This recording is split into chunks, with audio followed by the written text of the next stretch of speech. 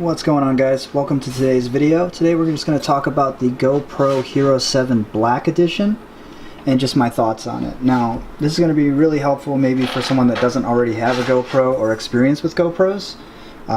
This is my first GoPro, so take that into perspective when I'm talking about it. So I don't know a lot about this product, but I know enough on why I wanted to get this product. So let's talk about that real quick. GoPro Hero 7. GoPros in general, why did you get them? Action, sports, recording, the size. It's super ultra portable, and that is 100% correct. Like, this guy is small. When you purchase the GoPro Hero 7 Black, what you get is the camera itself, 2 mounts, and it also comes with what they call the frame, which is not the bottom of this, but from my hand up. So that'll encase it, so that way you can mount it to different options, like the 2 mounting options it comes with. Now these mounts have the 3M, what is that called? The VHB, so it's a very high bond.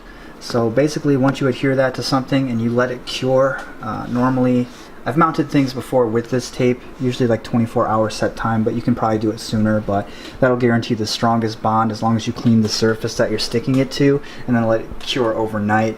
So that I have no problem with knowing that that's going to be a really strong hold. So really cool. Comes with these 2 mounts, and then it comes with the frame there, right there, this top piece, so that'll encase it.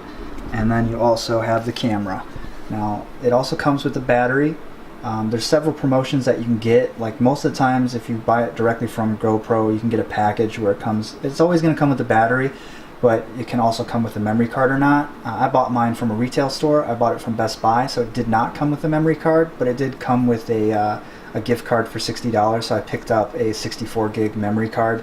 I looked up on the website what would be the best for it, along with reading a couple Reddit reviews, so I got one of the Extreme Plus models because I guess it's really good for rating for shock and extreme weather conditions, which that's what I'm planning to use for this camera, so it works really well. And that's it. This is what you really use it for. Is like, I plan on using it to mount it up to the SDI to get some really cool shots, along with just the ultra portability of really good video. For anyone out there that doesn't know, GoPros, they can take both high quality video and photos, but I will say that the photos are very lacking. If you own any other camera, especially considering, you know, if you bought a smartphone in the last 3 years, your smartphone will probably outperform the photo quality of this camera, but the video quality is amazing. I've shot a couple things so far at 4K, 30 and 60 FPS, and what really turned me onto this camera was the fact that they're saying, you know, other than the fact, I guess, that I was already planning on getting a GoPro. I really wanted one, but I went with my DSLR setup first. But hyper smooth. You know, they're saying that this is gimbal-like stabilization, and from my personal experience, it's very close. It's not the same, but it's very good. It's an improvement off of the stabilization that they had before. So in that regard, I think it's definitely worth it if you've never had a GoPro before and getting into it, or if you have a very early older version of a GoPro. You know, but that's going to depend on what you like. A lot of people that I've read said that, you know, the GoPro Hero 4 has just great audio compared to these. I recorded a few things on this, and I will say that I was impressed with the audio quality of this. Just no modification. I'm not using an external microphone for it. Do I plan on buying one?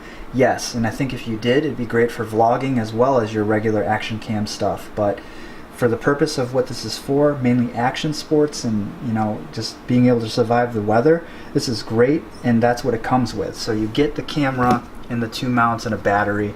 You will need to buy a memory card for it, but in 2018 you can pick up a decent one for like $20-25 that will do the trick. And then, you know, as you get up in quality and more storage space, it might be a little bit higher in price, but that's going to be your preference at that point. So overall, what are my thoughts on this? This works really great, and from doing a few videos here and there, it works really good. The time warp is awesome. The fact that you can move while taking a time lapse, and it combines that hyper smooth technology that they use to process it.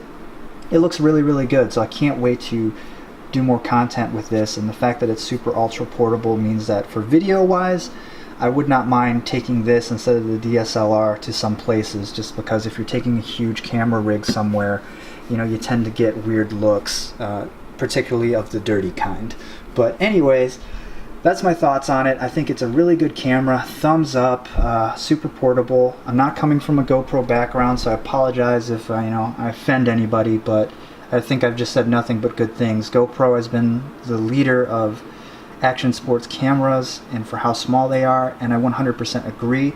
I've seen other people use, I guess what you could call knockoff ones, and by that I'm not talking about like the Sony variants or the ones that are just as expensive or more. I'm talking about the ones that you see on Amazon and eBay that are like $50 to $70 for an action camera. They just don't compare. This is a different league. So Hero 7 Black, it's actually black, which is really cool. It's got a rubberized grip to it, really easy to use if you've never used one before. The software is good. You can put an app on your phone to add additional control. Got a battery bay here at the bottom, really easy to use. This is all weatherproof. You don't need an additional case for it to be all weatherproof, but you do have to make sure that you're staying within the guidelines. For example, here's the side door right here, but I took it off just because I'm not doing anything in inclement weather yet. I will be when I mount it to the car, but for the time being I took it off so that way it's very easy with the frame that it comes with. It's already got the cutout, so if you take that off you can just charge it without having to remove it from this frame. So my thoughts, thumbs up. Great job, cool camera. Thanks for watching, guys.